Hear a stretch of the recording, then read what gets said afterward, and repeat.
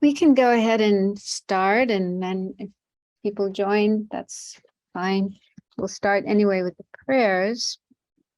And then we'll also do some meditation on some of the things we were looking at last week. Mindfulness of the breathing.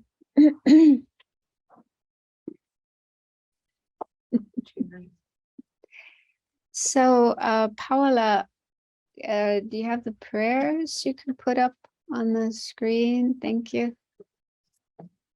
Not that one. Yes, great. Big letters for us. Okay, so before we start the prayers, the purpose of the prayers is to help us remember why we're here and renew our refuge in the Buddha, Dharma, and Sangha, and also our bodhicitta motivation to work for enlightenment for the sake of all sentient beings. And it's helpful while reciting prayers like this to imagine the Buddha in the space in front of us. So just do the best you can to visualize the Buddha, but try to make the visualization of light, transparent, and just pure, beautiful, blissful light, not solid like a statue. And also try to make the visualization real, alive, not flat like a painting, but feel like the Buddha really is there with all his excellent qualities, his universal compassion, love, and wisdom, and all other positive qualities, fully developed, fully perfected, fully there all the time. So if it's difficult to visualize the Buddha, try to at least feel that the Buddha is there with those wonderful qualities radiating out to each of us and to every other being in the universe.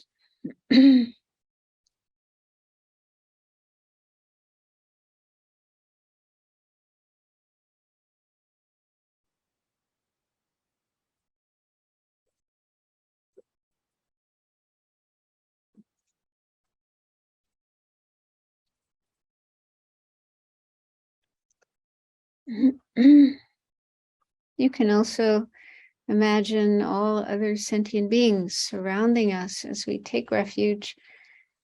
Imagine they are taking refuge as well and receiving the benefit of taking refuge and doing the other prayers that we're doing.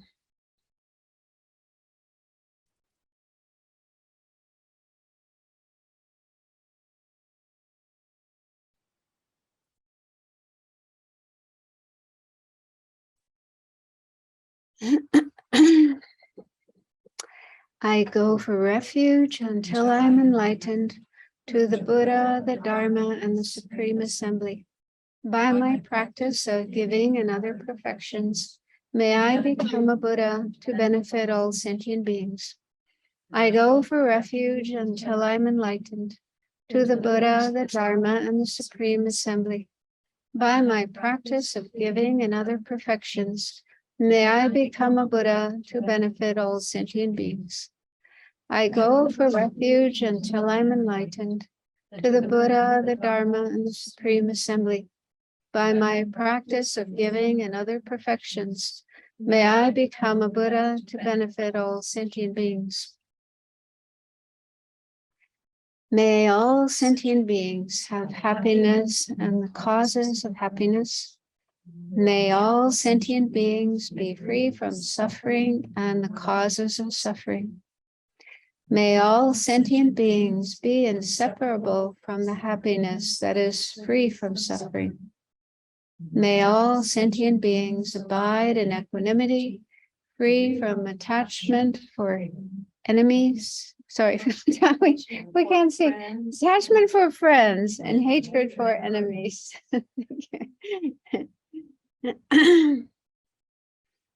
Reverently, I prostrate with my body, speech, and mind I present clouds of every type of offering, actual and imagined. I declare all my negative actions accumulated since beginningless time and rejoice in the merit of all holy and ordinary beings. Please remain until the end of cyclic existence and turn the wheel of Dharma for living beings. I dedicate my own merits and those of all others to the great and late.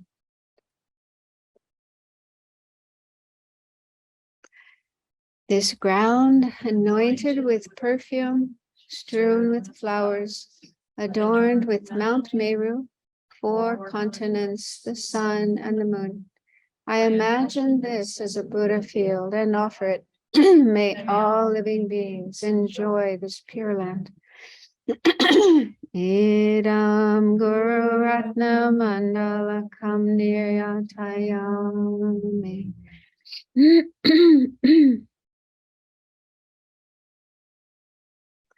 Now, while we recite the mantra of the Buddha's name, imagine light and nectar flowing from the Buddha's holy body into oneself and every other living being. So all of us get filled with this light, which is the manifestation of the Buddha's qualities, all his merit and his excellent qualities, his realizations in the form of light. So this fills our bodies and minds and purifies all the negative energy, like our negative karma, our afflictive emotions, and especially ignorance, the root cause of all suffering. So all these get purified.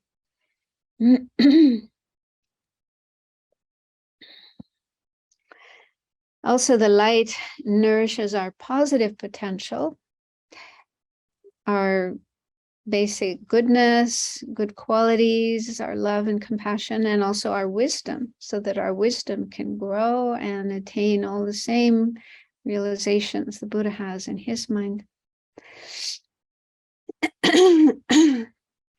Kaya ta om mune mune maha manaye soha.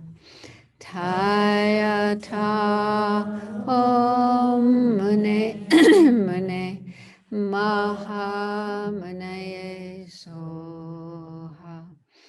Taya ta om mune mune maha manaye soha. Taya ta om mune mune maha manaye soha. Taya ta om mune mune maha manaye soha. Taya ta om mune mune maha manaye soha. Taya ta om mune mune maha manaye soha.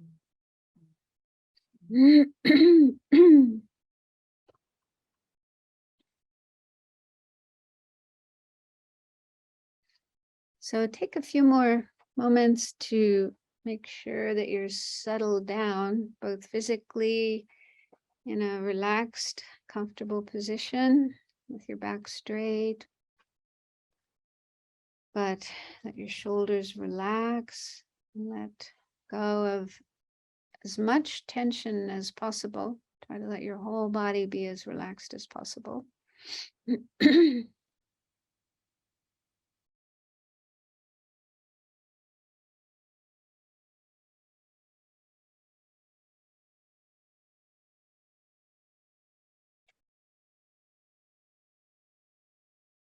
And relax your mind. Let your mind be right here in the present moment and present place, wherever you are. Put aside thoughts of the past or the future, or other places, projects, work, problems. Put all those things aside and just let your mind be right here, ready to focus on what we're doing in this class. So you can watch your breathing coming in and going out to help your mind settle down.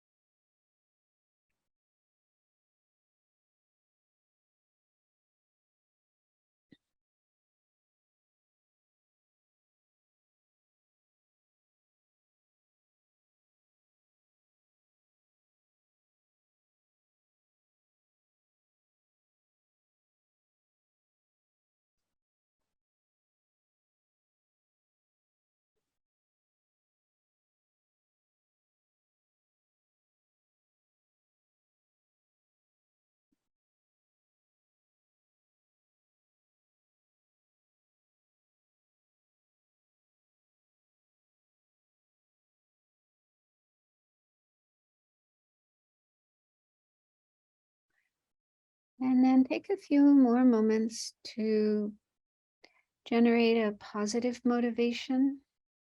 If you're comfortable with bodhicitta, the aspiration to become a Buddha, fully enlightened, to help all sentient beings, then you can bring that aspiration into your mind as your reason for being here and joining this class.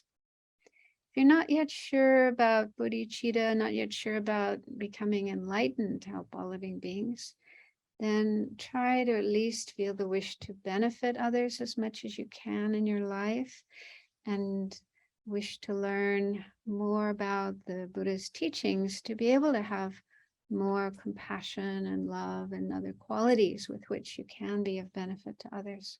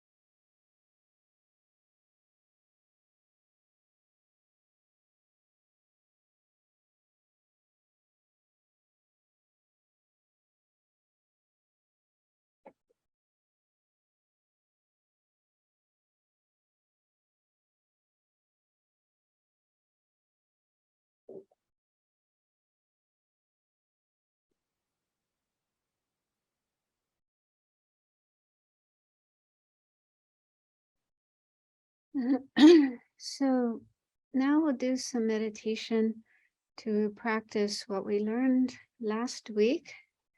We're starting to go through the 4 foundations of mindfulness, or the 4 close placements of mindfulness, the first of which is mindfulness of the body.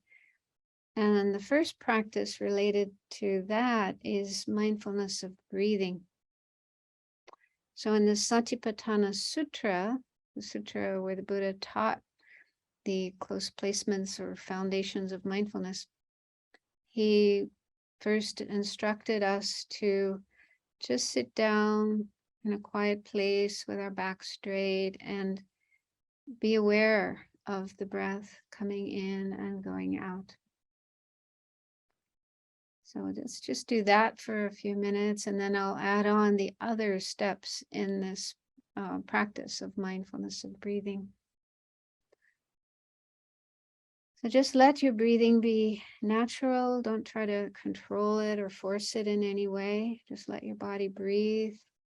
And then with your mind, your awareness, be aware of each full inhalation of the breath and each full exhalation of the breath.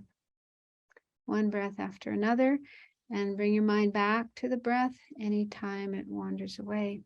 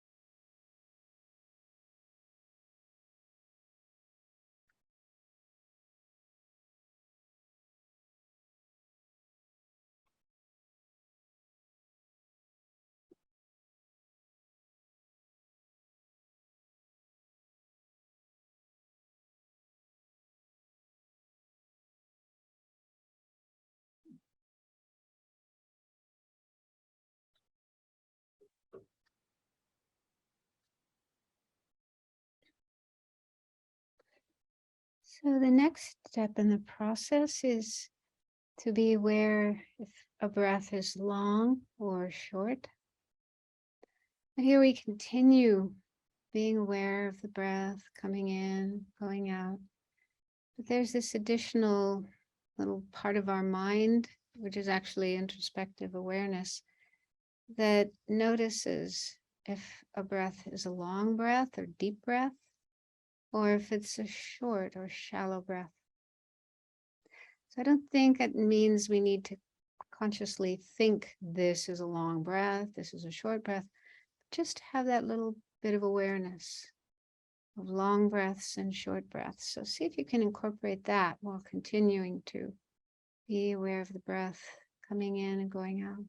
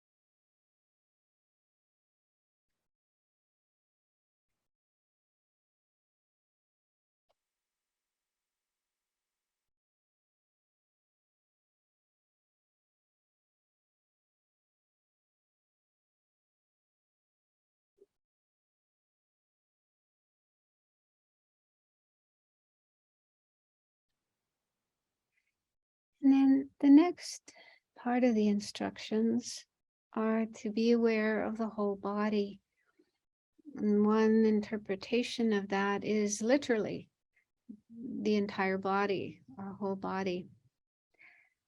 So the way we can do that is we continue being aware of the breath. That's our main focus, the breath coming in and going out. And also, if you can, be aware if a breath is long or short. But you also expand your awareness so that you have this sense of the breath taking place in the larger context of our entire body. So you can have this awareness of the rest of the body with the breath taking place kind of in the center, in the middle of the body.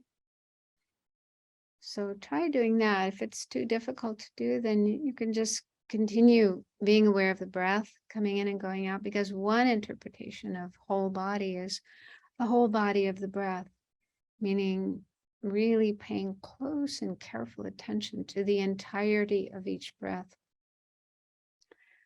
from the beginning all the way through to the end. So just try either of those and see what works best for you.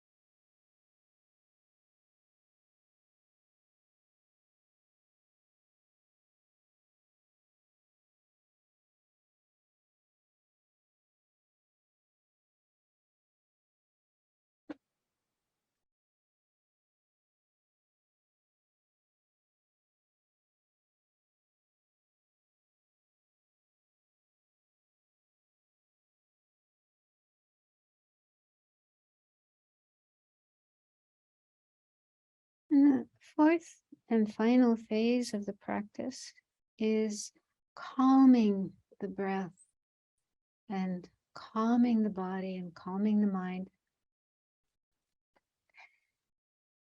So by focusing on the breathing, staying with the breath, not letting the mind wander elsewhere, naturally there should be a sense of calmness. Our breath should become more calm, our body should become more calm, our mind should become more calm. So just allow this to happen to whatever extent it is happening. Don't worry if there's still some agitation, you don't feel 100% calm, that's okay. You're probably feeling calmer than when you first started. So be happy with that, appreciate that. Just allow yourself to be calm and peaceful while continuing to observe the breath coming in and going out.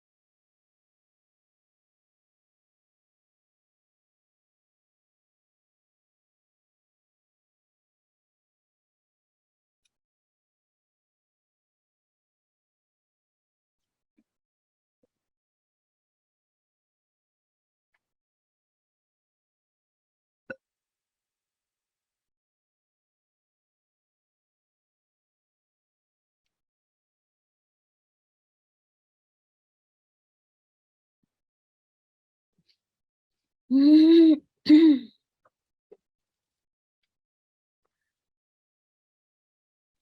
my guess is that if you were staying in a Theravada monastery or meditation center, and maybe you're meditating 10, 12, 14 hours a day, there would be a teacher there guiding you and probably teaching you the different phases of the practice slowly, one by one, and letting you get familiar with each of the phases before moving on to the next one. But because we're short of time here, I'm teaching what we're doing it all at once. So when you're practicing on your own, you could do it that way. You could maybe spend a week on just the first step and then add the second step and so on and so forth. Probably more effective that way. And the last part, the fourth phase of the practice is calming the breath and the body and the mind. And it could be that sometimes when you're meditating, you may find it difficult to calm down your body and mind. There might be a lot of restless energy in your body, or maybe lots of thoughts running around in your mind. But I think if you continue trying to focus on the breath and bringing your attention back to the breath whenever it wanders away, and try not to get frustrated and give up, but just keep doing that practice, I think you should notice that the restless energy in your body and mind should become more calm. They may not totally stop. There might still be some restlessness there, but I think, you should be calmer than when you started. And so it's best not to have high expectations. Like if you think that you're going to sit down and become totally 100% calm and not have any more busy thoughts in your mind, that might not be realistic, and you might get frustrated and think the practice isn't working or that you can't do it or whatever. But if you try to not have any expectations, which is what Lama Yeshe always used to tell us, don't have any expectations when you meditate. It's hard to do, but it's self-defeating to have expectations, because then if your expectations don't happen, and then you have all these thoughts like, oh, what's wrong with me? I can't do it. Or what's wrong with this practice? It doesn't work. And so that's not helpful. So it's best not to have any expectation, just do the practice.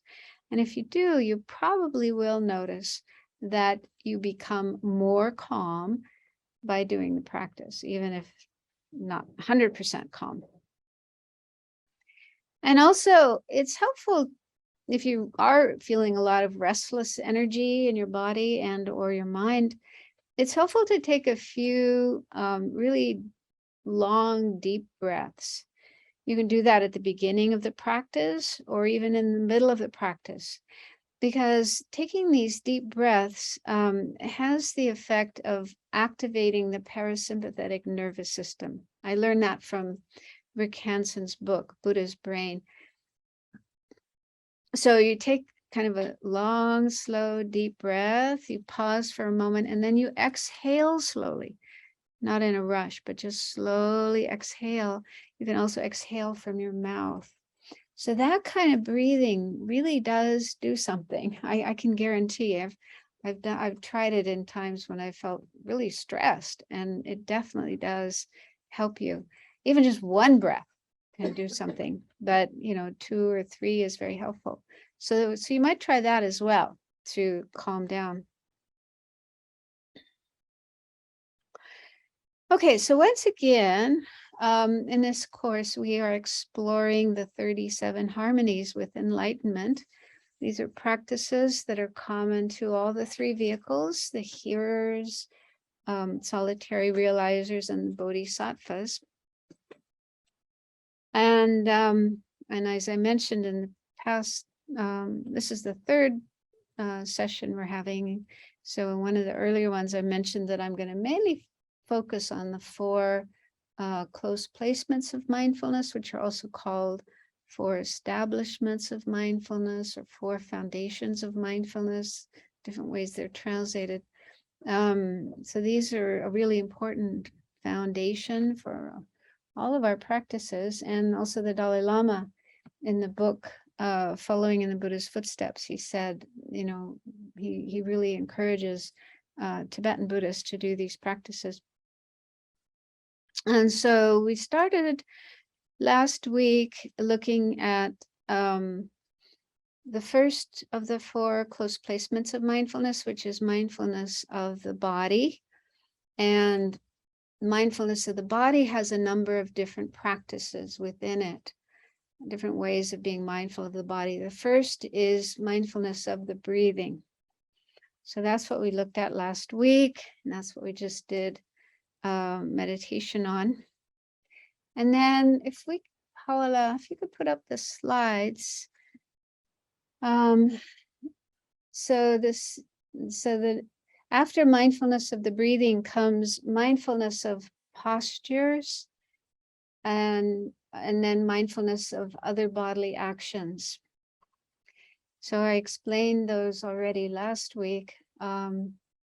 Postures in Buddhism, well, the Buddha, he spoke about 4 different postures or positions that our body can be in. Sitting, standing, walking, and lying down. So anytime, any moment of the day, our body will be in one of those postures. I suppose there's also standing on your head, but I don't think too many people spend time doing that. So we're either, sitting or standing or walking or lying down. So the Buddha's advice was to be mindful, to be aware when your body is in any of those positions.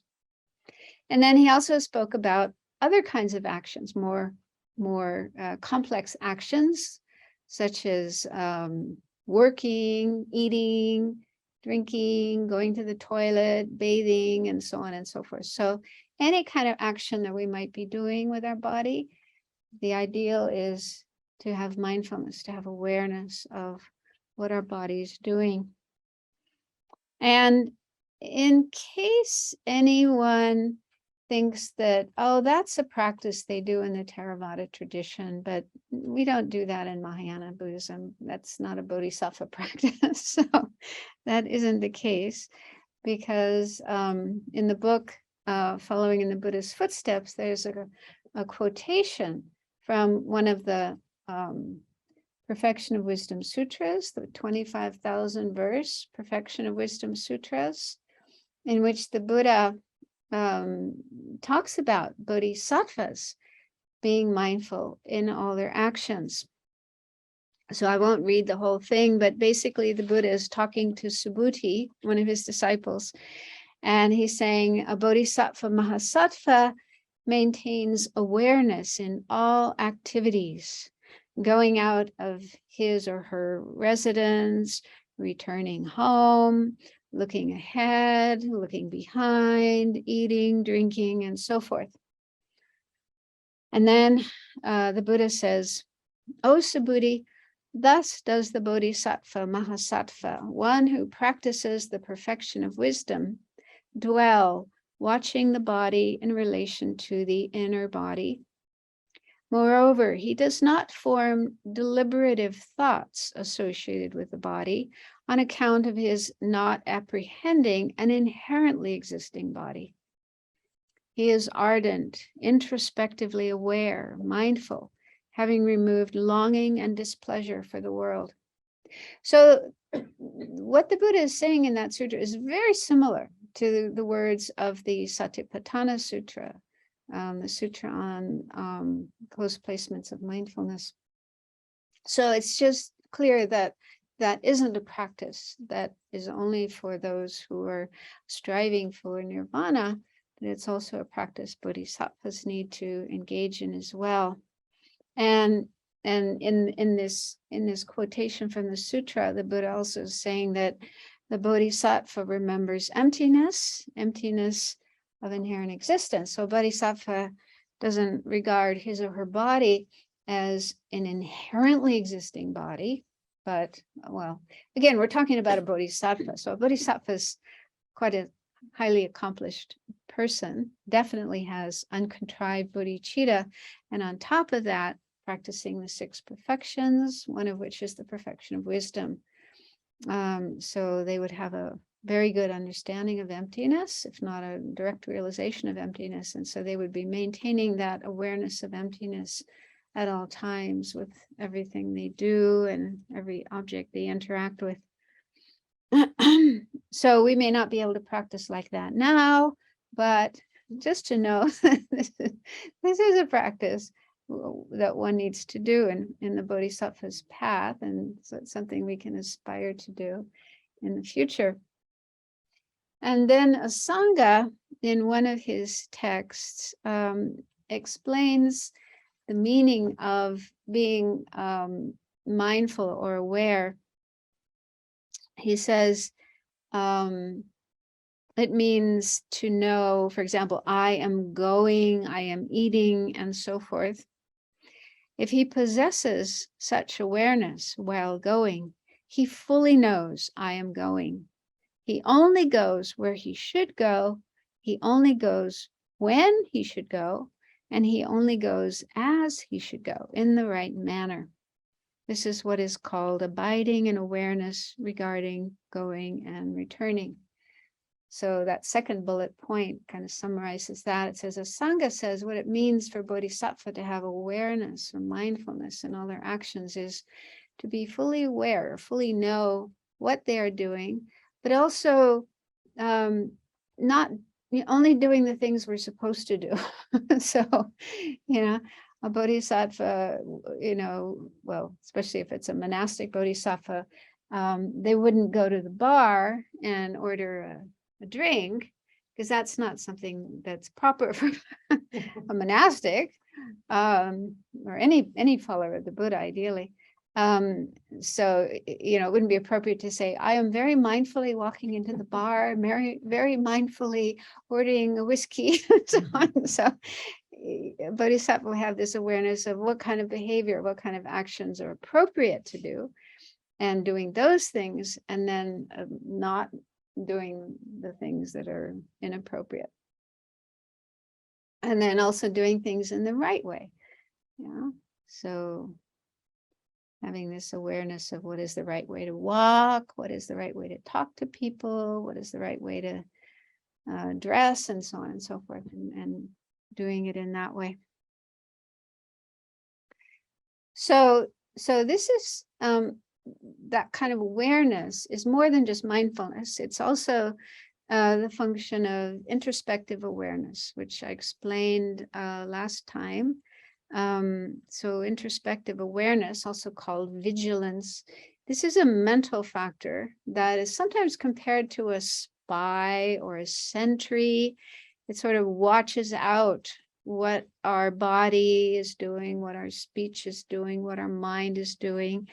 And it has this kind of wisdom, discriminating wisdom, that knows what is okay, what is not okay, what is appropriate for a bodhisattva, a practitioner, to do, and what is inappropriate to do. So there's a certain amount of wisdom there about, what's right and what's not right. And then making sure that we stay on the right path and we don't go on the wrong path. So it's difficult to have that kind of awareness all the time, but especially in retreat, if you have a chance to do a retreat, even just a day retreat or a weekend retreat. So during a retreat situation where you don't have so many other things to do, then it's good to really try to do this practice of mindfulness and awareness of everything you do. And if you do that during a retreat, then your mind gets more familiar with that kind of practice. And then slowly it becomes easier to do it at other times as well, even when you're more busy. And the third bullet point says, Sangye says, also in his text, Sangye said that awareness of postures and activities also includes noticing afflictions in the mind and not letting the mind be overwhelmed by them. So this practice of mindfulness isn't just watching what our body is doing, but mainly watching our mind, being on the lookout for the arisal of anger, attachment, jealousy, arrogance, and the various kinds of afflictions. And if they happen to arise in the minds, you're aware of them and you do something about them rather than just going with them, letting them take over the mind and then influencing your actions, your behavior. And that's really the main purpose of practicing mindfulness. It isn't just, I am walking, I am raising my arm. I mean, those things are helpful, but mainly it's learning to slow down and develop greater mindfulness, greater awareness, so that then we're more aware of what's happening in our mind. Being on the lookout for afflictions. Otherwise, these afflictions can come up, take over our mind, and before we know it, we're acting out anger or attachment or one of these other afflictions.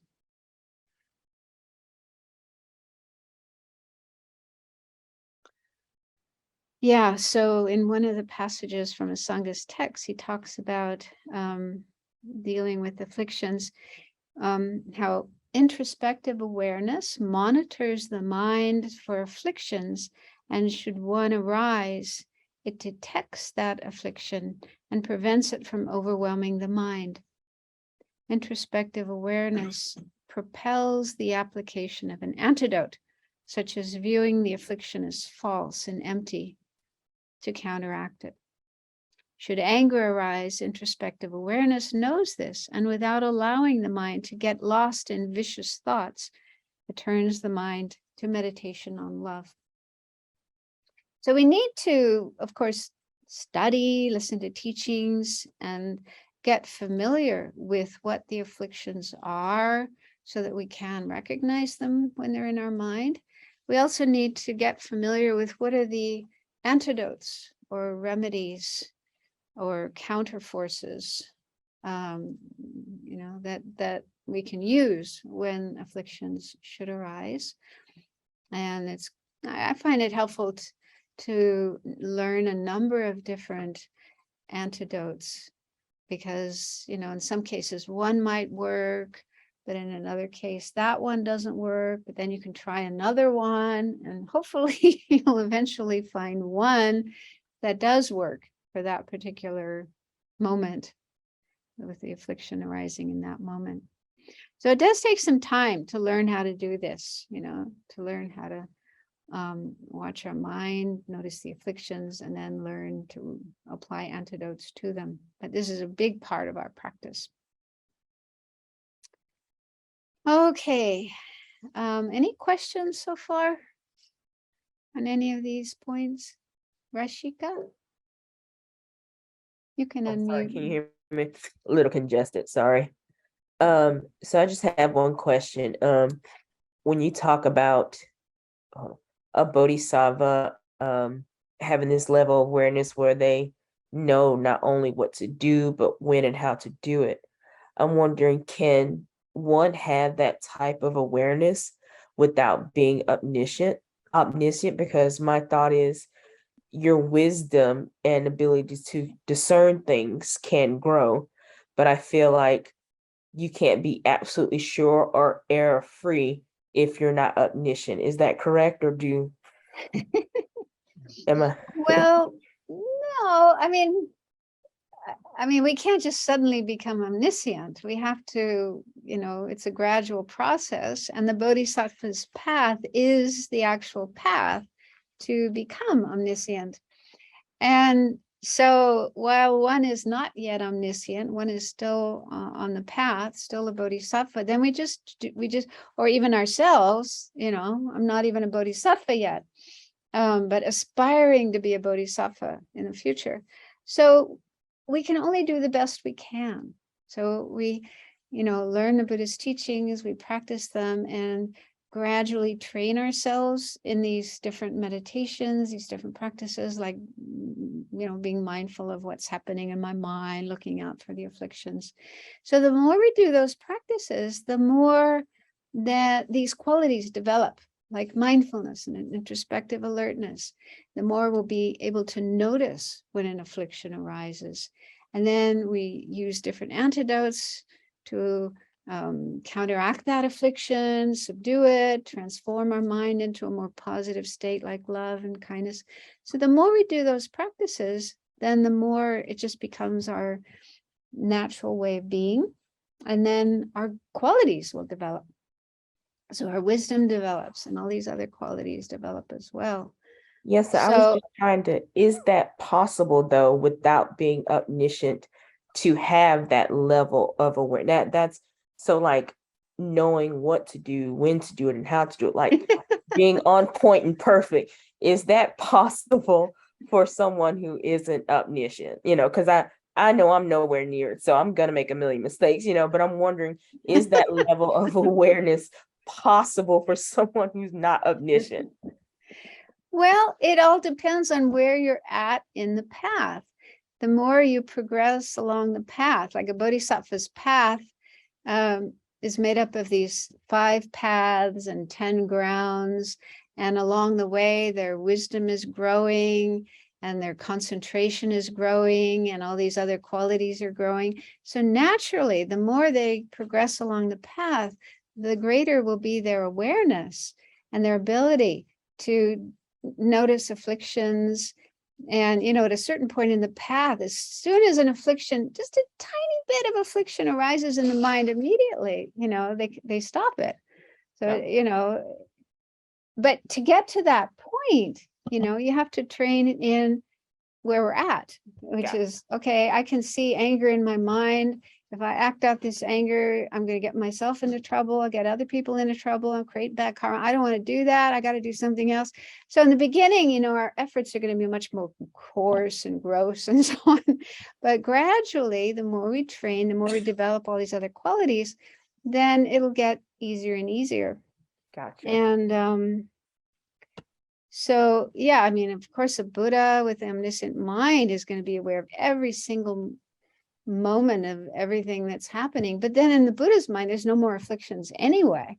So they don't even arise anymore. They're just gone totally. But yeah, to get to that point, we have to train in recognizing them and applying antidotes to them. Okay, thank you. So I get it. You just get better and better until you reach the goal. Thank you so much. much. I mean, often the way the texts are talking about a very high level of practice that, we're not capable of at this point in time. But just to know that some beings are at that point, and the way they got to that point is by, starting from the beginning and training in all these basic practices. And if we want to get to that point, we want to get to Buddhahood, we want to be a bodhisattva, then this is what we need to do as well. So we're now just taking little baby steps, like a baby, just learning to walk. And a baby might look at a marathon runner, or somebody who's just able to go really, really fast. Well, you can't be like that when you're 1 year old. But you start with your baby steps, and then one day, maybe when you're 18, 20, maybe you can run like that. So, yeah. Thank you. But it's very inspiring to see people that can run. So, yeah. And the quote that you read from Following the Buddha's Footsteps, it said, dwell watching the body in relation to the inner body. I've always wondered, what is the inner body? Yeah, there wasn't an explanation of that. But later when we get into we'll get into more details with the way the 4 establishments of mindfulness are explained in the Mahayana. It does talk about an outer body and an inner body, and both outer and inner. So we'll get into that more later. Satipatthana also said body within the body. Yeah. And I think there are different ways of interpreting these. So we're still on the, the baby steps of this practice. So we'll get into more details of it later. Anyone else?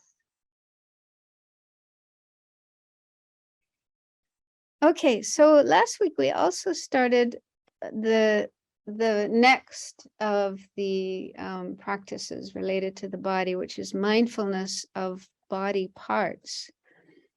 So Paola, the next slide on the screen.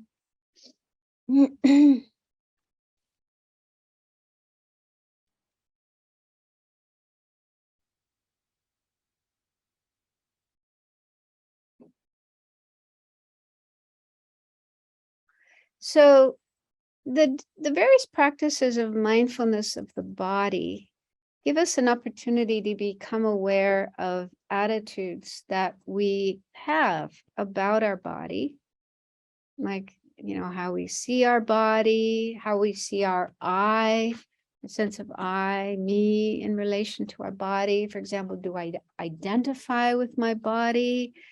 Do I feel I am my body is me? Or do I feel like I'm the owner of my body? So these are some of the things that will become more apparent as we do these practices. And some of the attitudes that we have about our body are probably erroneous and unrealistic. Some of them might even be unhealthy or harmful. For example, people sometimes do harm to their body. They cut themselves, burn themselves, starve themselves, don't take care of themselves. And what I've heard is that kind of behavior is a way of coping with overwhelming, painful emotions. But nonetheless, it does indicate a not very healthy attitude about one's body, thinking, body is something you can cut up. So when exploring these topics and doing these meditations on the body, it's useful to watch our own mind and notice what kind of thoughts, what kind of emotions, what kind of associations arise in our mind, and check, is this something realistic or not? Is this something healthy or not? Is this something helpful for our spiritual practice or not? So, for example, there might be resistance to this topic about the parts of the body. We may think, I don't want to hear about this. Or why does Buddhism denigrate the body? It's not that bad. So if we do notice that kind of resistance in our mind, it can be helpful to explore that. Like, where does that come from? Why do you feel that way? Is it helpful to feel that way? And why do you think the Buddha recommends doing this practice? Does he want us to suffer? Does he want us to be unhappy? Or does he want us to be free of suffering? So in the book, Following the Buddha's Footsteps, one of the reflections, there's like little reflections every so often after a certain passage. So one of the reflections related to this topic says, some people feel resistant to doing this meditation on the parts of the body because they are concerned that it will reinforce negative views of the body they learned as children, or because they are artists or scientists and they find the body fascinating to paint or sculpt or study, or because they enjoy intimate physical relationships and they're afraid this meditation will affect that. So those are some reasons why people might sometimes have a negative reaction to the idea of meditating on the parts of the body. So if you do notice any kind of hesitation or resistance or discomfort about this practice, it's useful to look at that. Where is that coming from? And then also look at maybe some ways in which you can soften that resistance and make your mind more open, more accepting. So just for example, in my own case, in the past, I felt quite a bit of resistance to this topic whenever it came up. And I remember a long time ago talking with one of my teachers, just the two of us, and maybe a translator. And I was expressing some kind of objection to this Buddhist notion of the body being unclean or impure. And the teacher said something like, if I spit in my hand and hold it out to you, how would you feel? I don't think he actually did it. It was such a long time ago. I don't remember. I don't think he actually did spit in his hand, but he just asked me to imagine that. But that was enough to shut me up. So it's interesting, like think about spit. Spit is saliva. I mean, this is something produced by our body. And it's usually regarded as something impure. Because, if somebody wants to insult somebody else, that's one of the things they do, spit on the other person, or just spit on the ground. And people used to do that long before they knew about germs, that there were germs in spit that might carry diseases from one person to another. It's just regarded as something kind of dirty, right? So this is something produced by the body. And if the body was really pure and clean, then what comes out of the body should also be pure and clean. And that includes saliva, not to mention the things that come out of the lower part of the body. Yeah. So yeah, I think this kind of topic really makes us look at the body in a more realistic way. And I can say in my own experience that over the years, I've grown more interested in this practice. And now I find it really interesting and also really beneficial. So that shows that our mind can change. So even if we feel some resistance at one point in time, it doesn't mean we're always going to feel that way. So it's good to look at that resistance and what's going on with that. Where's that coming from? And so on. And it's definitely not the case that Buddhism, or the Buddha, or Buddhism in general, is denigrating the body and saying the body is horrible and bad.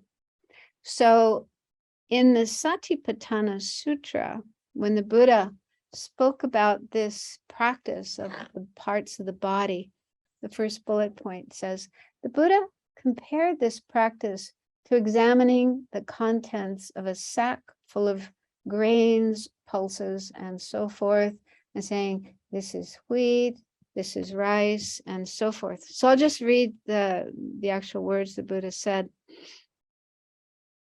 So furthermore, just as if a sack with openings at both ends were full of various kinds of grain, wheat, rice, mung beans, kidney beans, sesame seeds, husked rice, and a man with good eyesight pouring it out were to reflect, this is wheat, this is rice, these are mung beans, these are kidney beans, these are sesame seeds, and so on.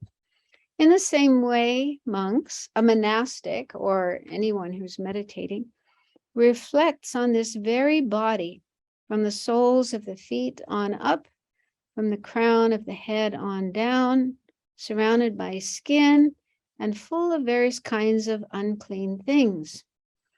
In this body, there are head hairs, body hairs, nails, teeth, skin, flesh, tendons, bones, bone marrow, kidneys, heart, liver, pleura, spleen, lungs, large intestines, small intestines, gorge, feces, brain, bile, phlegm, pus, blood, sweat, fat, tears, skin oil, saliva, mucus, fluid in the joints, urine.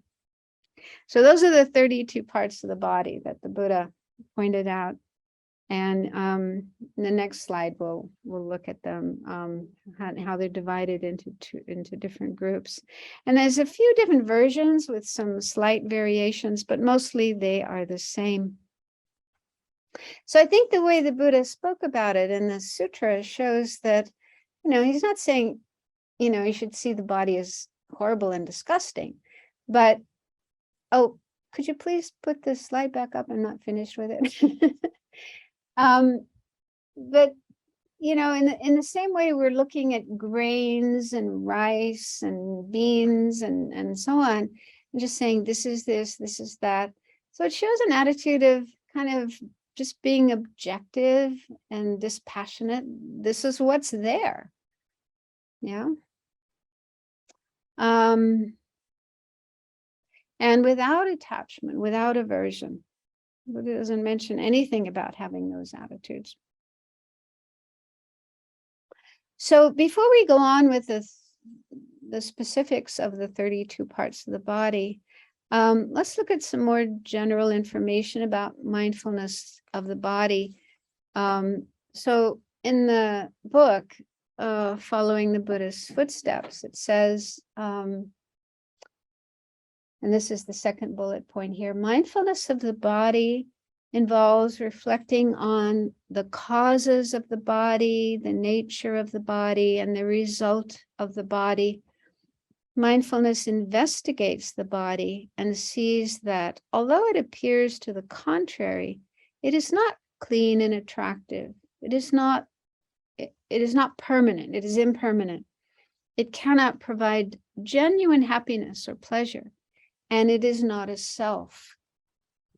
So Buddhism actually says there are these 4 misconceptions that we tend to have with regard to physical things, like our body and external things as well.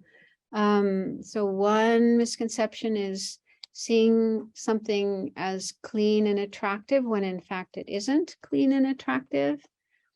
And second is seeing something that's impermanent as permanent, not changing.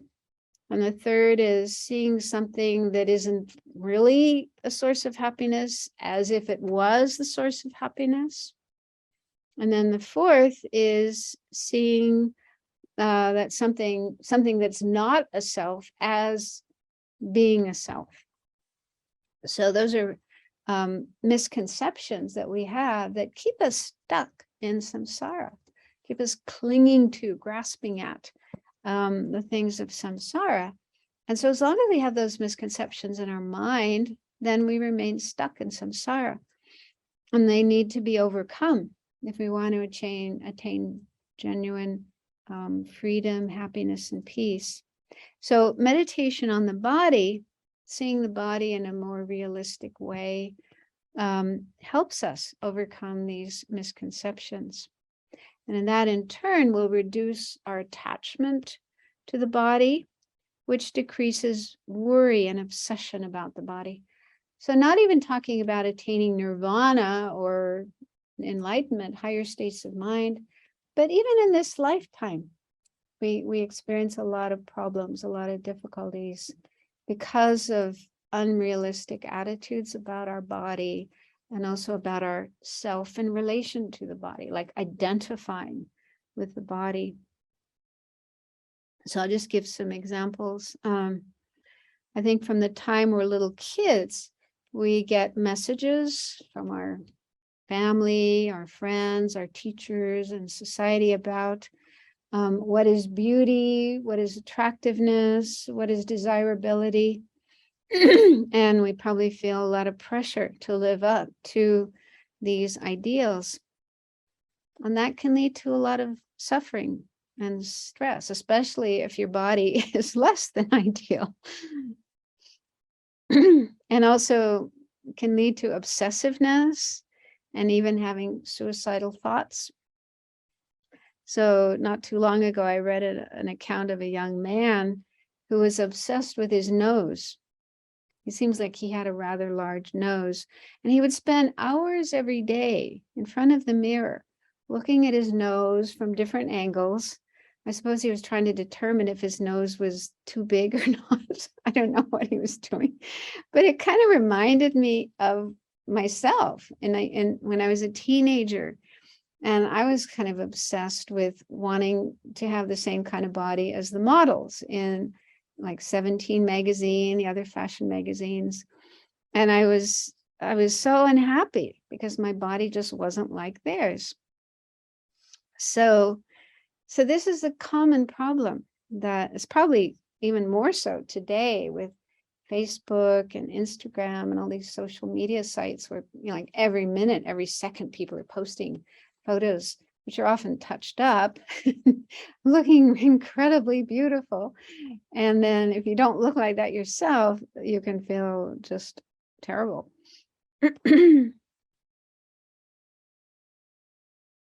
So this concern about beauty and having an attractive body seems to be something universal, not just in the West, but in all cultures and also in all times in the past as well, before there was anything like internet, media, social media.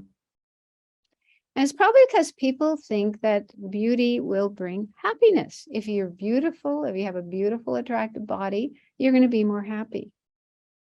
But that needs to be investigated. I once read an article about certain actresses who were considered extremely beautiful, but each one of them was unhappy about some aspect of their body. Like one of them felt maybe their nose was crooked or their hips were too big. So they themselves, even though many people in the world just thought, wow, so beautiful, but they themselves looked at their bodies and felt unhappy and dissatisfied. So it's clear that physical beauty isn't a guarantee of happiness. And it's so impermanent, as the Buddha points out again and again. There's many products and procedures that people use to look younger than they are, but you're only able to do that for so long. You can't do that forever. But still, a huge number of people regard it as important and spend a huge amount of money on it. Like I read last year, worldwide, people spent more than $500 billion in the beauty and personal care industry. And that industry just keeps growing. And that itself points to a fact that most people probably don't want to accept. If the body was really so pure and wonderful in itself, if that was its nature, then why do we need all these products and procedures to make it look good and smell good? Right? So there's this monk that I know who spends a lot of time in retreat. And he told me that once he went for a whole year without using products like scented soap and shampoo and, you know, nice flavored toothpaste and deodorant and so on. And he also didn't shave. He didn't cut his hair or his nails. So for a whole year, he just left his body in his natural state. And he said it was pretty disgusting.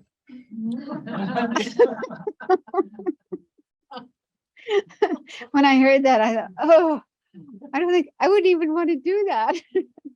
But he said it was a great meditation. Yeah, so that's the thing. That's something to consider. Yeah.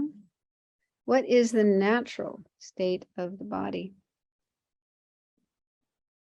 So anyway, in the book, it says, yeah, these three things to reflect on with the body, the causes of the body. The causes of the body are the egg and sperm of our parents.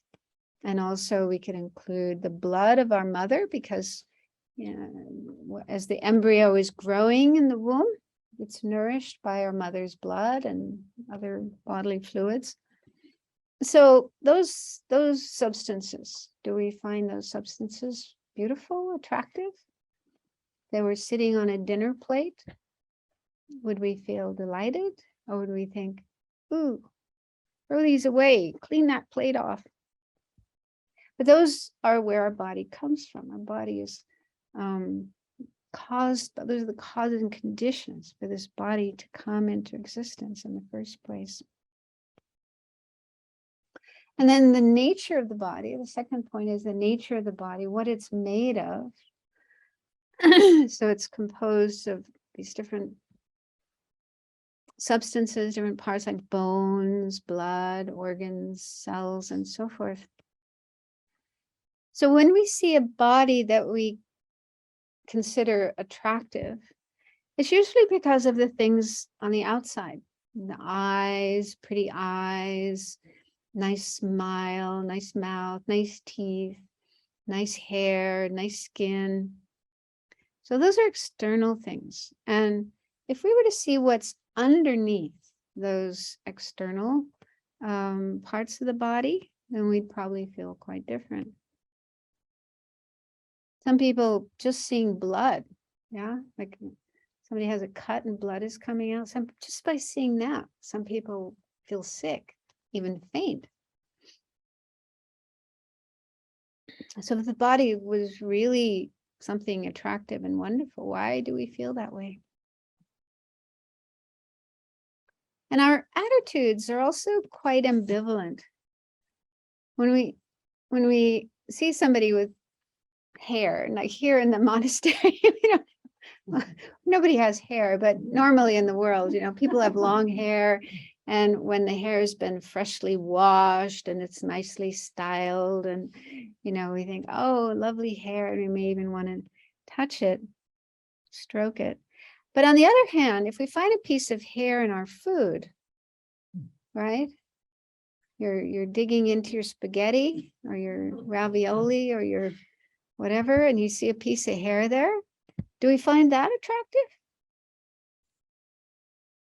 Usually not. Sometimes people would feel, oh, this food is dirty. Send it back. I'm not going to eat it.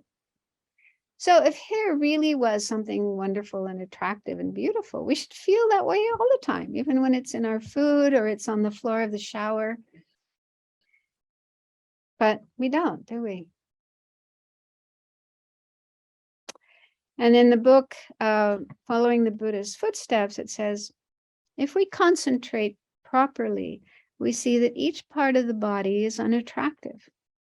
Our eyes may look beautiful on the outside, but if we look at the inside of the eyeball, it is hardly beautiful.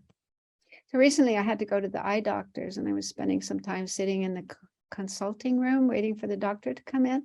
There's all these huge photographs of eyes on the walls, blown up, the insides of the eyes, not like, nice, pretty eyes on the outside, but the inside of the eyes. And they look quite scary.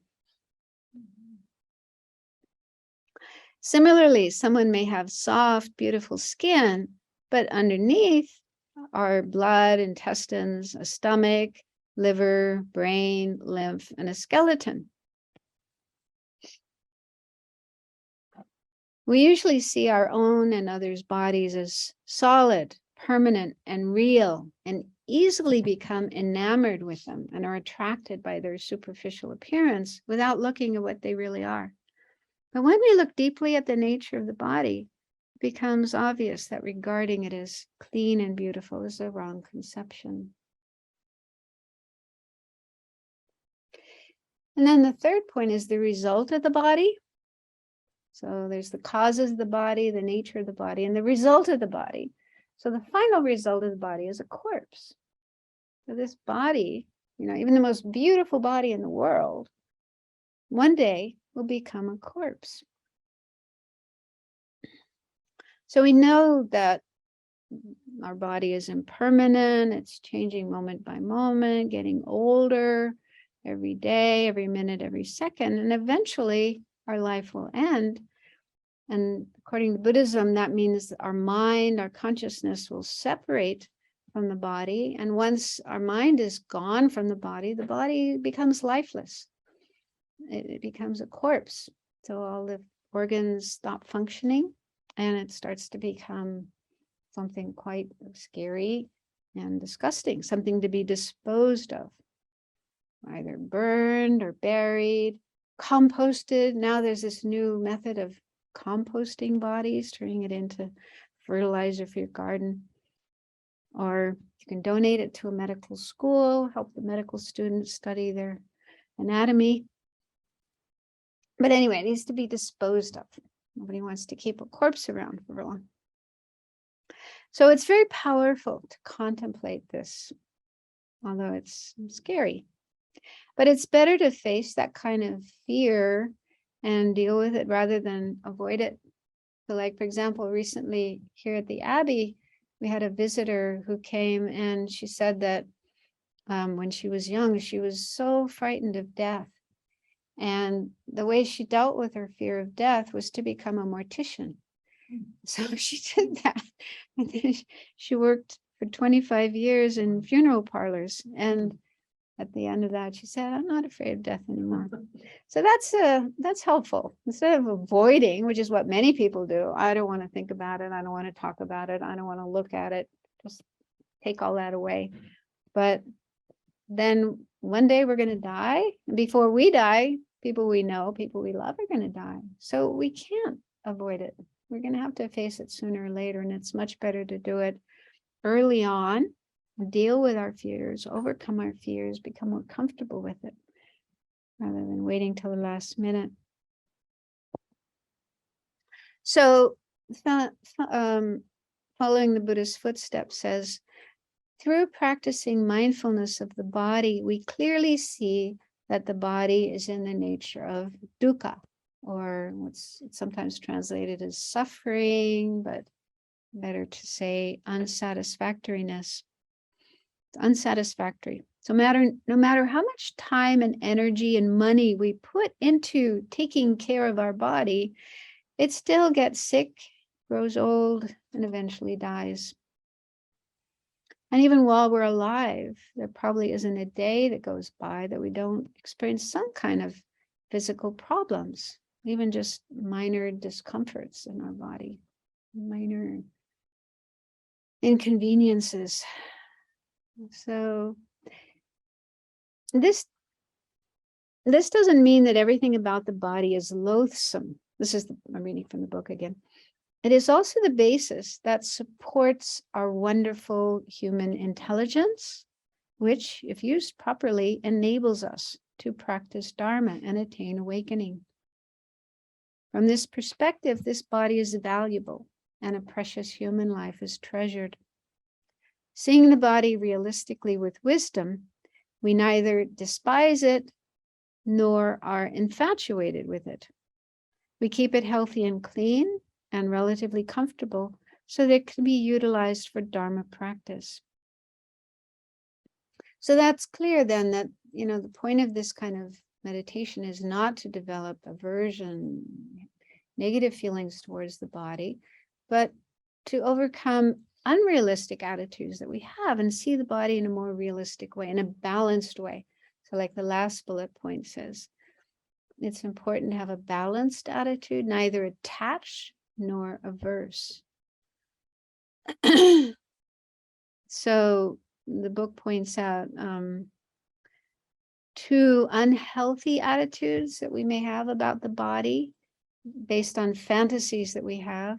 So one unhealthy attitude is indulging in the pleasures the body can provide, giving it everything possible so that it will bring us happiness. So that's like seeing the body as a source of pleasure. And that's probably the more common attitude that people have. They're constantly seeking sensual pleasures in whatever way possible.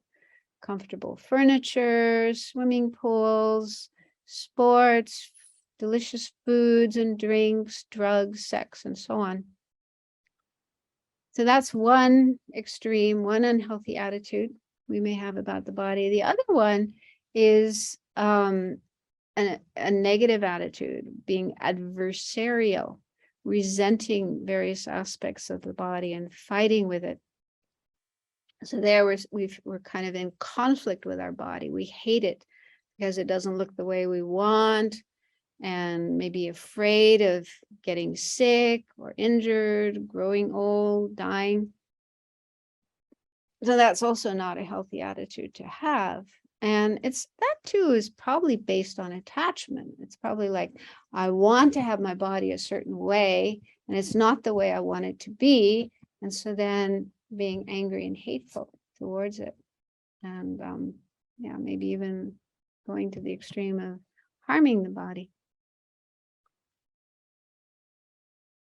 So we should avoid those two unhealthy attitudes and develop a more healthy and realistic attitude about the body.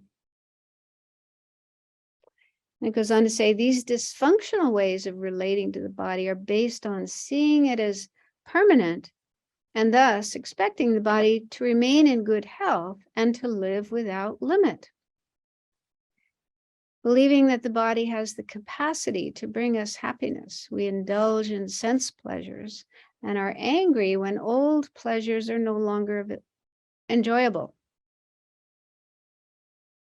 By clinging to the body as I or mine, we identify and value as a human being. Our identity and value as a human being becomes tied to our bodies, or seeing the body as my possession, we are fearful of losing it at the time of death. So this makes me think of this amazing business, I guess it is, called cryonics. I just find that so amazing. People pay anywhere from $28,000 to $200,000 to have their bodies frozen after they die, hoping that one day they'll be revived. So I read that already there's about 500 people who've done this. There's 500 bodies frozen in different places. And they have to keep them frozen, continuously. And then another 1,000 or so have signed up for it.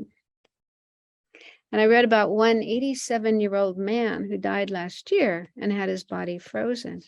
And I wondered, did he really think about continuing to live for decades or centuries with an 87-year-old body? If it even happens, if they're actually able to find a way of bringing someone back to life. Oh, it's just crazy. Anyway.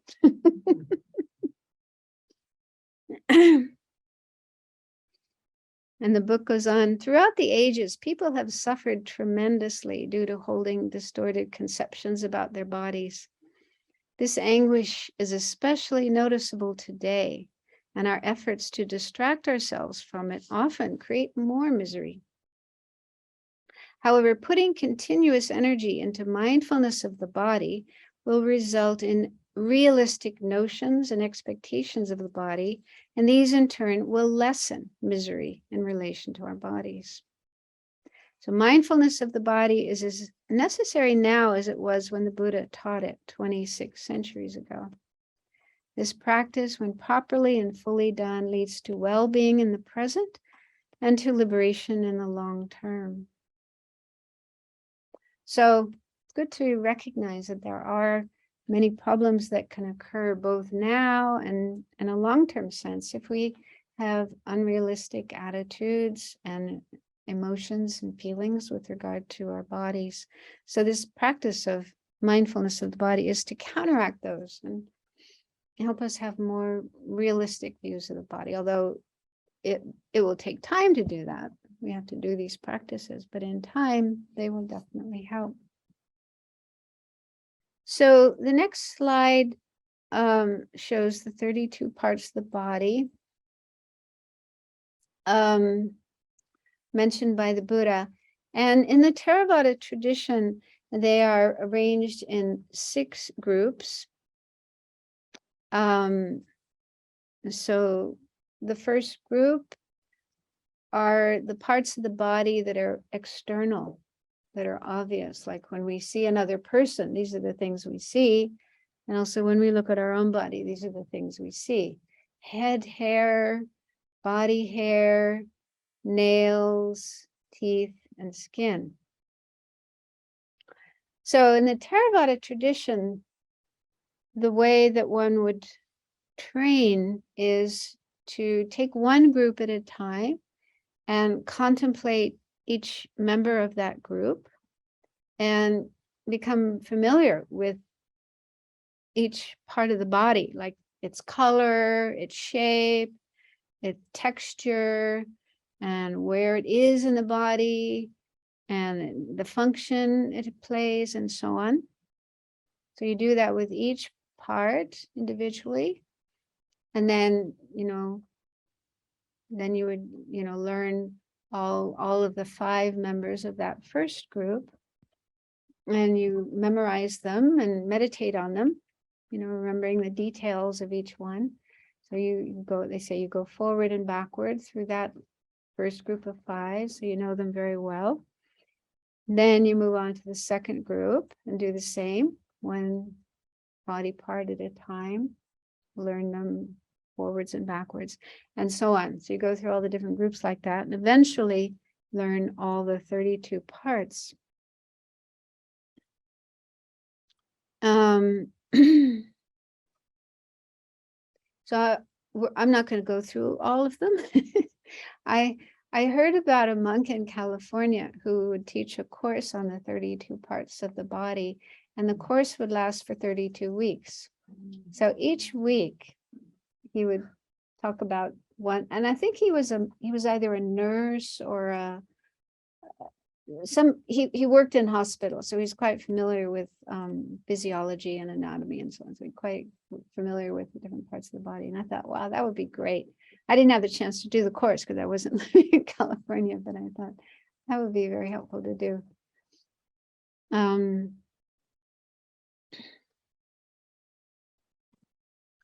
And a really nice book I found on the 4 close placements of mindfulness is by Bhante Gunaratana, who's the author of a number of books like Mindfulness in Plain English. So this one is called The 4 Foundation of Mindfulness in Plain English. So he's kind of talking about it in a relatively simple way that I think is quite helpful for us Westerners.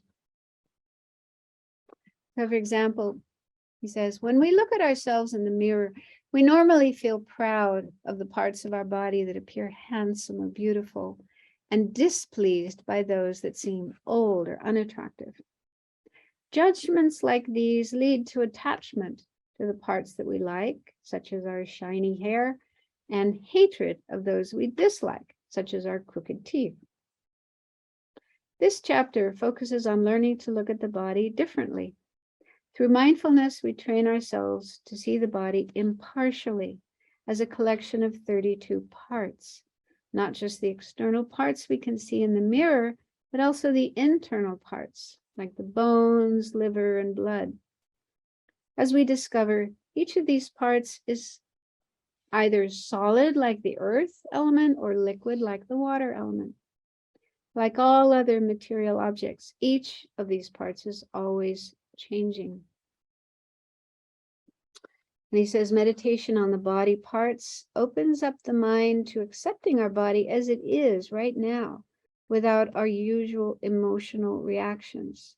It helps us overcome pride and self-hatred and regard our body with a balanced mind of equanimity. So again, it's very clear that that's the point of doing the practice, is develop an impartial attitude of equanimity and get beyond any unhelpful emotions we may have. So let's just look at one part of the body. Next slide.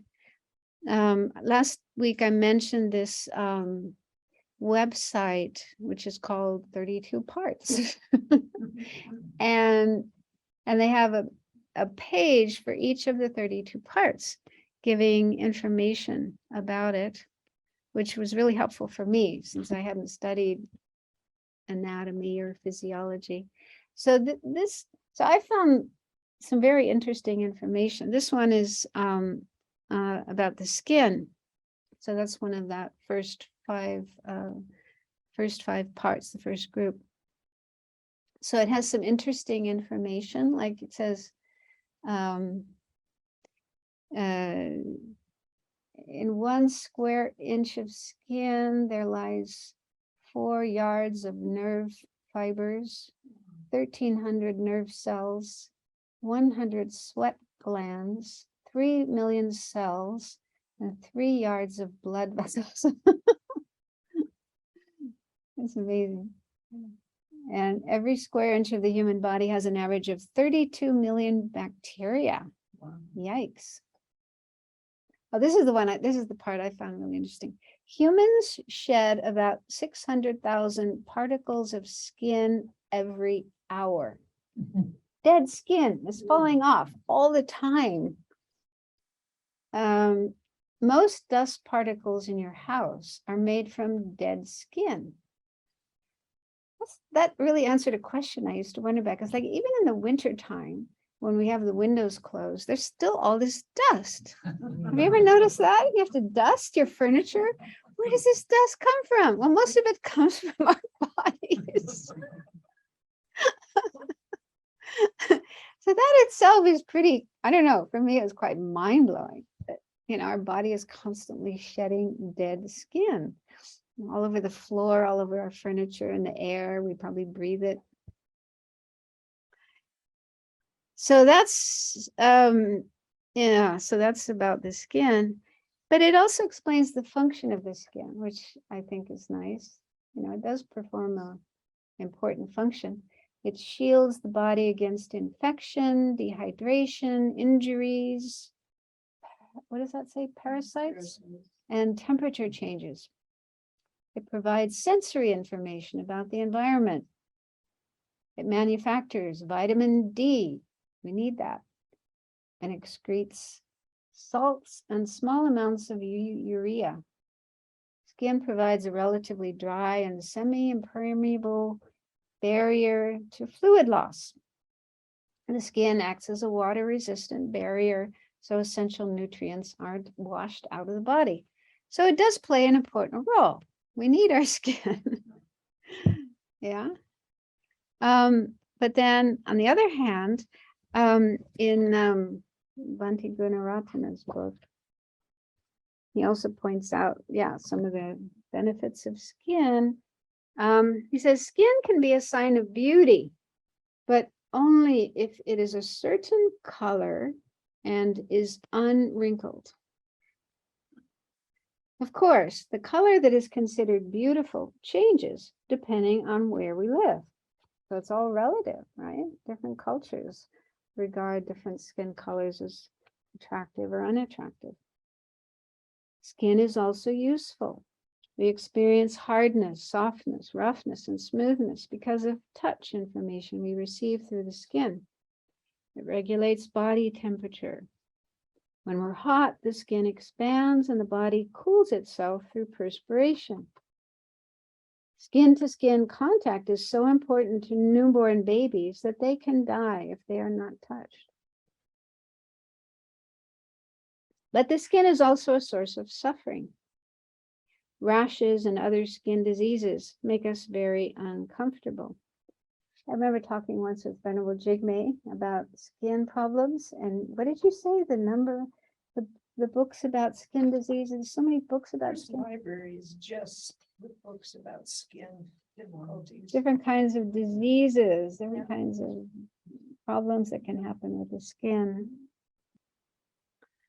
In spite of skin care treatments and cosmetics, skin also wrinkles, sags, and darkens as we age. Every day our skin dries up and dies. Ordinary house dust is full of dead skin. And many people experience discrimination because of their skin color. So these are the downside of skin. It has its uses, its functions. It's very helpful, very important. But on the other hand, there are these problems that are related to skin. So he says, considering these points, we conclude, like every other part of the body, skin is neither beautiful nor ugly. It is useful, but also a cause of suffering. It is therefore impermanent and unsatisfactory. It is not mine. I am not this. This is not myself. So that's ideally the way one would think about any of these 32 parts of the body. We're just using skin as an example, but You just get to understand that particular part of the body, these different aspects of it, like its function, color, shape, location, and value it for the role that it plays in our life, continuing to have this precious human life and being healthy and being able to benefit others. But at the same time, understanding that there's a downside. There are problems we can experience because of that part of the body, different kinds of diseases, and then its impermanence. Every moment it's changing, getting older, not younger. And it's not me. It's not who I am. So in the Theravada tradition, they talk about the 3 marks of existence or characteristics of existence, which are impermanence, just changing nature of our body and all the other conditioned things, and then unsatisfactoriness or dukkha. This particular phenomenon is not 100% wonderful and the source of pleasure, but it's unsatisfactory and can lead to suffering. And then selflessness, that it's not a self, it's not me, it's not who I am, what I am.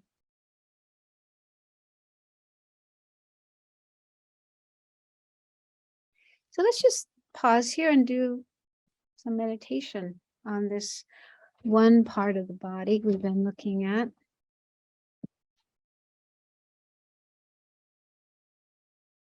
So I'll read again Bhante Gunaratana's explanation of the skin, how to meditate on the skin.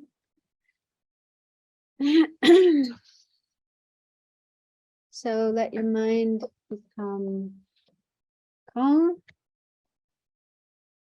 In case there's other thoughts in your mind, put them aside for now so that you can just focus on this practice.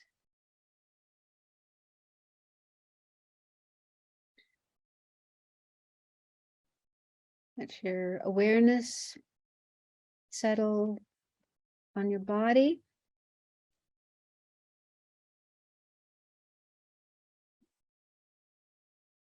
And let's contemplate the skin of the body, one of the parts of the body mentioned by the Buddha.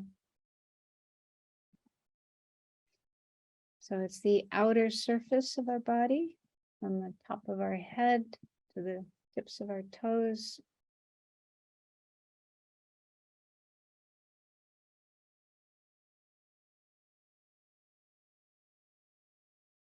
So it does perform important functions such as regulating temperature, helping us stay cool if it's hot, helping us be warm if it's cold.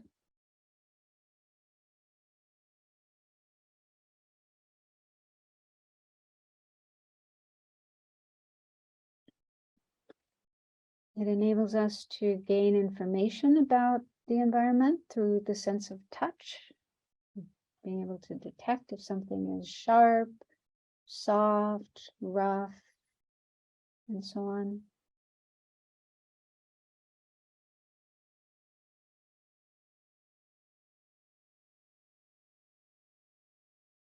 It protects the body from outside elements that could harm us, could make us sick.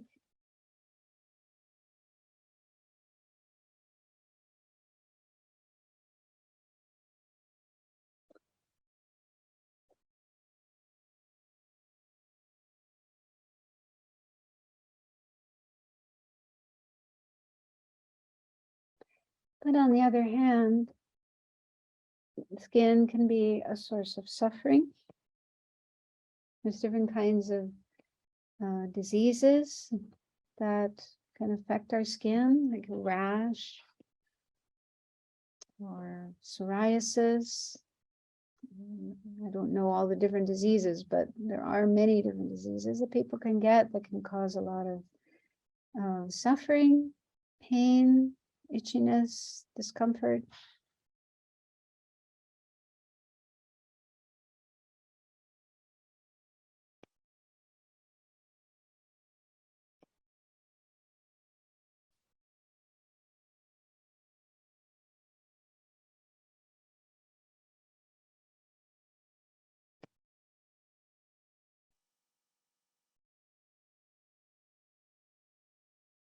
And people sometimes face discrimination on the basis of the color of their skin, or also being elderly and wrinkled, having wrinkled skin, which people generally don't find attractive. So elderly people may be mistreated, discriminated against.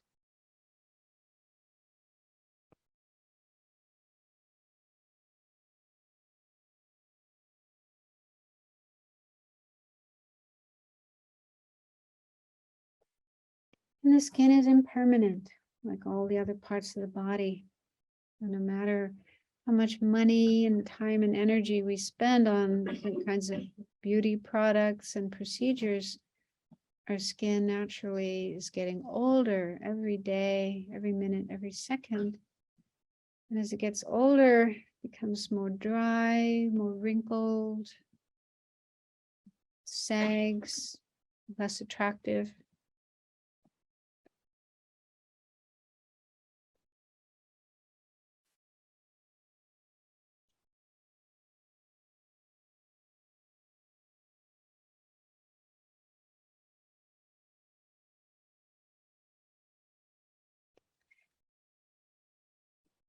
And it's also important to understand that the skin is not me. I am not my skin. My skin is not me. It's not who I am. It's just a part of the body. The eye is just labeled, designated in relation to our body, different parts of the body like the skin, but it's not me. It's not who I am.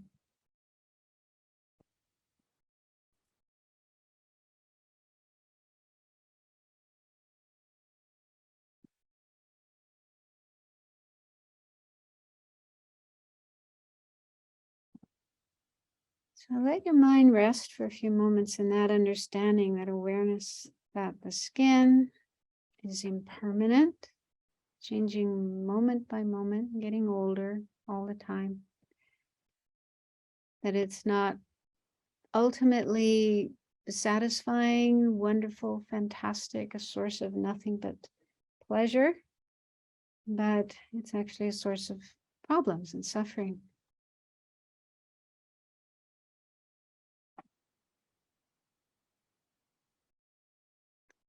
And it's also not me. It's not myself, who I am, what I am.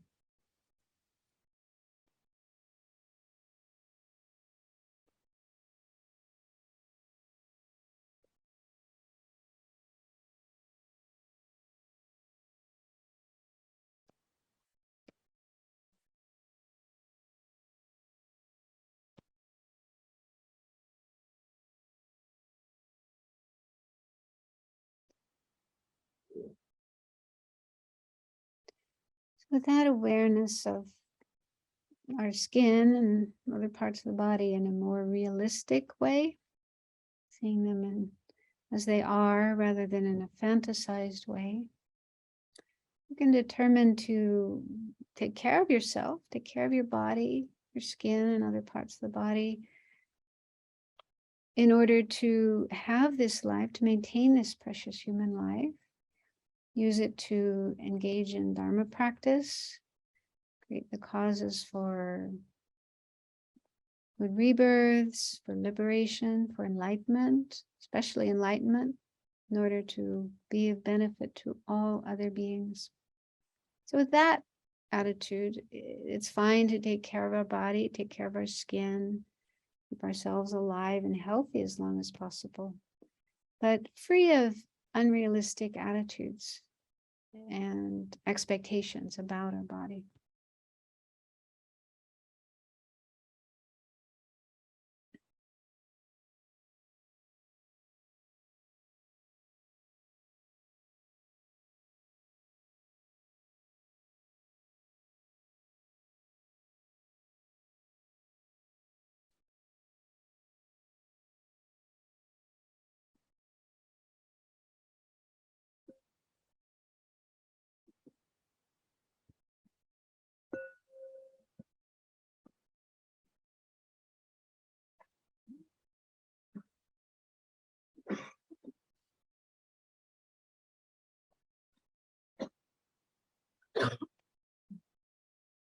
We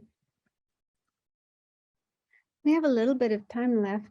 Anybody would like to ask a question?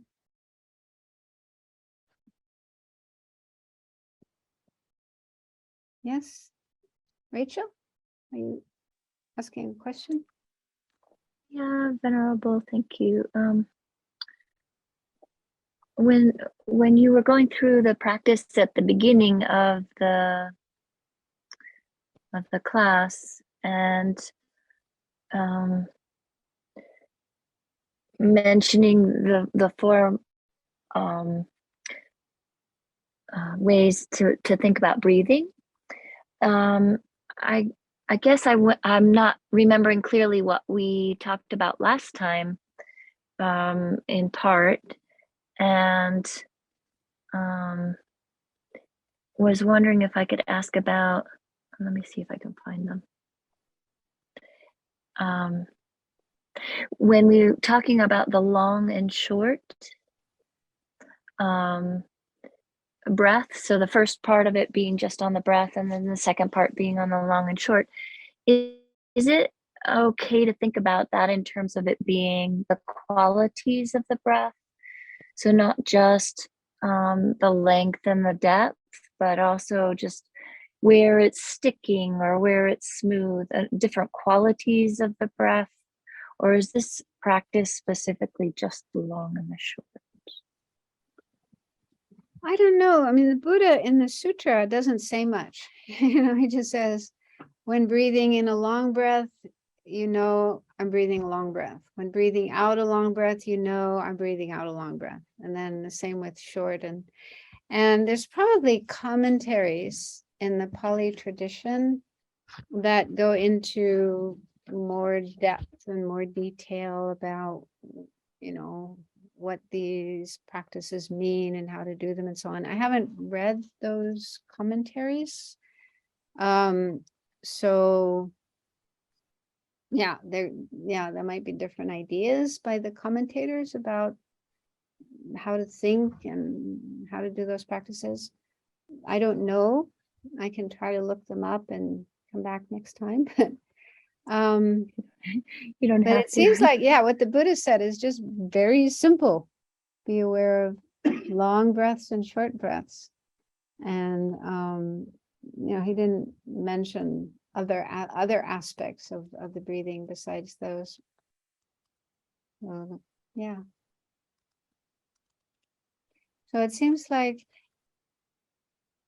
a pretty simple practice to just become aware of your breathing and different aspects of the breathing, such as long breaths and short breaths, and then expand your awareness to the whole body, and then let yourself become calm within this practice, calming the breath, calming the body. And I was thinking that, in a way, the breath is something more subtle. It's more subtle than body postures and body actions, which, mindfulness of breathing comes first. And then the second one is postures and then actions. So it's like sitting and walking and standing and eating. Those are much more coarse, obvious kinds of things that you can be aware of than the breath. Breath is actually quite subtle. But on the other hand, if we first train in being aware of our breath, we're naturally going to be sitting still as much as we can, calming down and honing our awareness, to be able to pay attention to the full inhalation, full exhalation of the breath, long and short breaths and so on. So in a way, then it's making our mind much more mindful, much more aware, so that when we get up and we start moving around and doing other actions, and our mind is probably much more busy and our eyes are looking around and seeing things and hearing sounds. So having done that practice already with the breathing will help us to maintain the mindfulness of our body, even when our body is moving and much more active and so on. It was just a thought that I had as to why the Buddha may have started in this way and then moved on to postures and actions and so on. But yeah, I don't know if that's answering your question, but I don't know the answer. I mean, it could be, that could be one thing you could practice, but I just don't know if that is part of the traditional Yeah, I have teachings. a tendency to take from different contexts and try to put them together. And so maybe it's, just a straightforward, simple practice and shouldn't be complicated with other types of practice. But I've also come across other ways of doing breathing meditation that are more complex. And I personally like the simple one. Yeah, because I find it just really helps me to slow down and quiet down. And then it's easier to also notice what's going on in your mind, what kind of thoughts and emotions and so on. Whereas if you have a much more complex, busy kind of breathing practice, visualizing different things, then you have less chance to observe your inner thoughts and emotions. So, but yeah, there are different ways of doing meditation on the breath, and everyone can explore and find a way that maybe suits them, works for them. I always think that doing breathing meditation, it really brings one embodied. And before I met Buddhism, my entire experience was externally referenced. And so to do these practices anchors me more to me. So then I can watch what's going on inside. I think without practicing that, it's really hard. You keep bouncing off of yourself and getting pulled back out. So I think that way. Yeah. Oh, Venerable. Oh, I'm so sorry. Go ahead. Rishika, yeah, go ahead. I just had one thought. Like, I really don't think this is like going to change my misconceptions about my body. But when you were listing things, I thought of this. Like, if I am my body, that's actually incredibly disappointing because, like, my body craves potato chips and naps. Like, it acts like it's allergic to exercise. It has to take a pause after one flight of stairs. So if that's what I am, that's actually incredibly disappointing. I don't think that's gonna bring me any awareness, but that still kind of makes me think, maybe I need to work on that. It just made me think of that. I was thinking today about how I think there's a quite predominant view in the West, and in particular, like in science and philosophy and psychology, that that's all there is this body. Like so many people, they totally believe there's nothing other than this body. There's no mind, there's no consciousness other than this body. This is all there is. And I thought, wow, that would be really depressing to think that way. I'm so glad I met Buddhism when I did. I mean, anyway, I don't think I could have accepted that kind of view, but yeah, but this is what many people believe. This is all there is. Ooh. Anyway. So I'm glad there's more. There's mind, there's consciousness, and its nature is pure and can be totally free of all afflictions and fully enlightened. So that's wonderful news. Yeah, maybe that's a good point to end. So next time we'll go on and talk about the elements. I prepared that for tonight, but we didn't have time. So the mindfulness of the elements, which is quite interesting.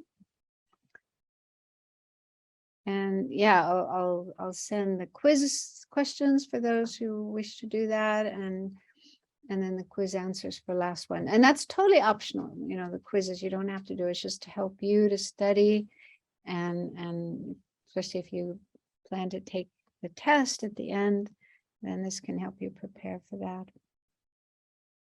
Okay, so let's end with dedication of our merit, our positive energy. from doing this practice.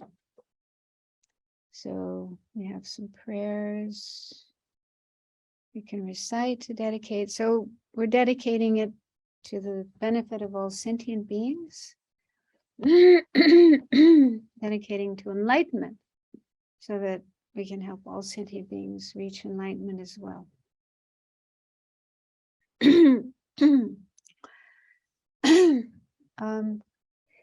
We can't read it. Thank you. A little bit bigger. Okay, thank you.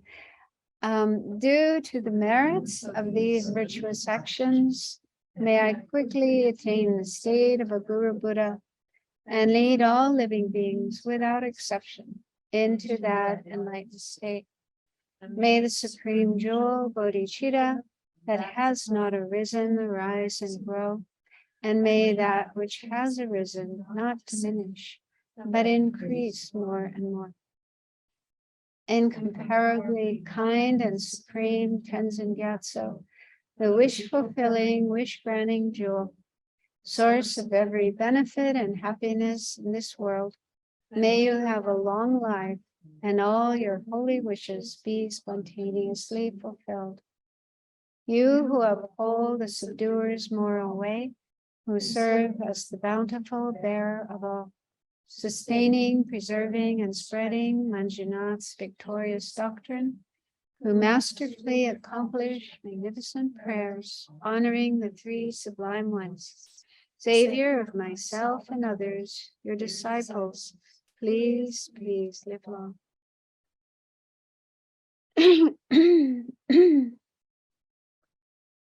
Thank you.